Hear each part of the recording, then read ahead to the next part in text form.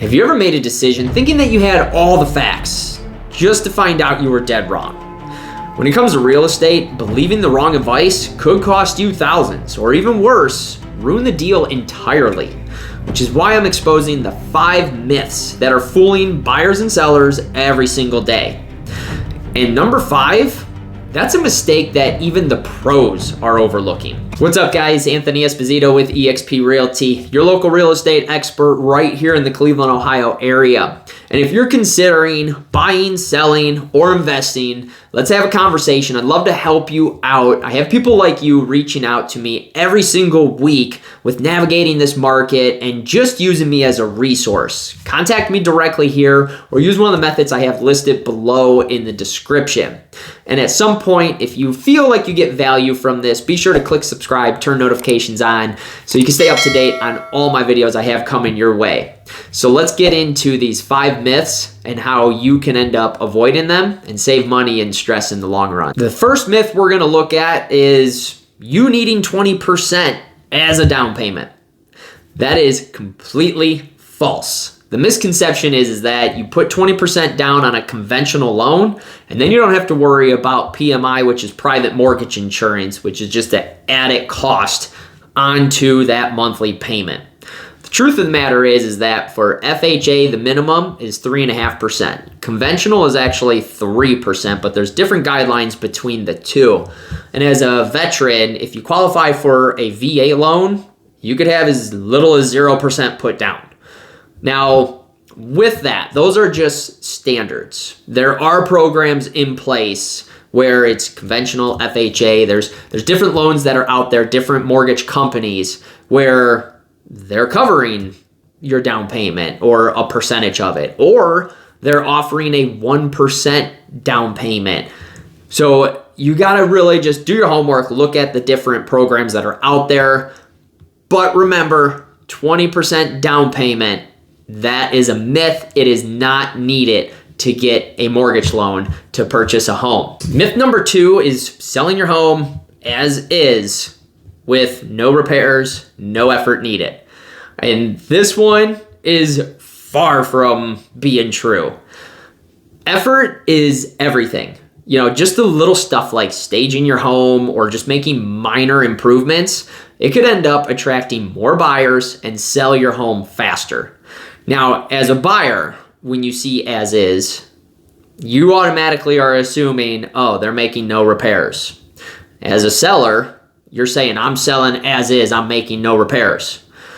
The problem is in the verbiage, because technically speaking, every home that is on the market or being sold, whether it's for sale by owner or by a brokerage, it's technically being sold as is. That's the way it goes. And when they, like the pros, like other agents are putting as is in their listing, if that's the only thing that's on there, the verbiage is technically wrong. It's very vague. It's not really saying anything because, again, it's being sold as is. Now, if it's just worded like that, you're not protecting yourself as a seller against somebody coming in, buying your house, having a home inspection, and asking for repairs. Again, verbiage matters. And that's the misconception with this myth of I'm selling it as is or this home has to be purchased as is. That's not entirely true. It's all about the proper wording that goes into the contracts and making everything legal according to whatever state that you are in. Myth number 3 is the one that everybody says you must make renovations before selling. And that is simply not true either. Market condition is everything. Location is everything. So depending on the market that you're in, where your house is located, what other homes are selling for, what conditions they're in, all of those play a huge factor. And typically, yes, if you upgrade a kitchen, your ROI is around 98, 99% of what you get. But if you're in a strict buyer's market, and which we're going to, and you put all that money into your kitchen and you're already one of the top homes in the neighborhood, it's not going to add that amount of value onto your home because of the market. Now, if you're in a straight seller's market like we have been, say, 2 years ago, where sellers pretty much had the say on every little aspect, absolutely it would end up benefiting you to do so.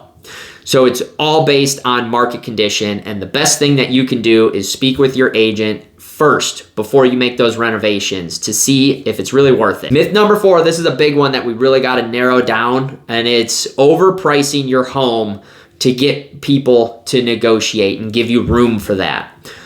And it's not happening. Like, if it's overpriced, there's a lot of people that they still feel you're not going to come down on that price, or there's not going to be much wiggle room when pretty much the whole nation is in a decline right now with, home prices slightly coming down.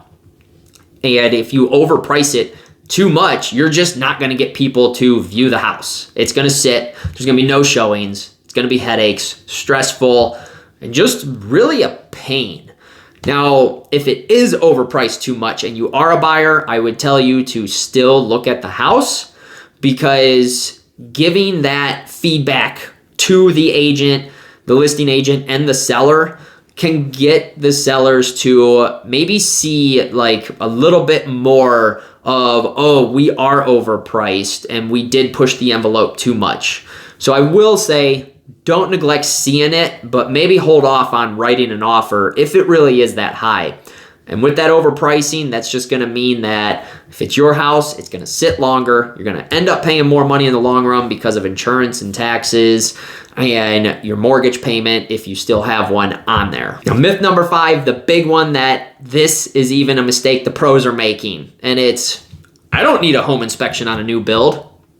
That is furthest from the truth. Please, please, please, if you're building a brand new home, get a home inspection, because county inspectors, they're not going through with a fine-tooth comb looking at every little detail that's done to that house. Sometimes they're barely looking at it at all. Sometimes I've witnessed personally where they're still sitting in their car and they don't want to get out because maybe it's raining slightly or it's snowing slightly.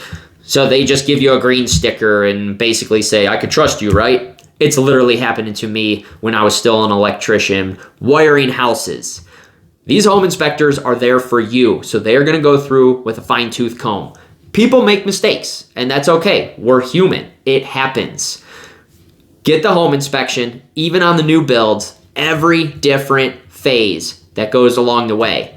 And make sure that you are going to have this done. Like, don't forget about this if you're building a home, because like I said, there's a lot of agents that are out there, and I personally had agents that told me the same thing. It's a brand new home. You don't really need a home inspection on it. Completely false. Drop a comment down below. Let me know how you feel about these 5 myths and if they were helpful to you. If you are considering buying, selling, investing, I'm helping people just like you every single week. Contact me directly here, or go in the description below. Use one of the methods I have listed there. If you got any value from this, smash the like button. Greatly appreciate it. If you haven't already, click subscribe, turn notifications on so you can stay up to date on my videos that I have coming your way.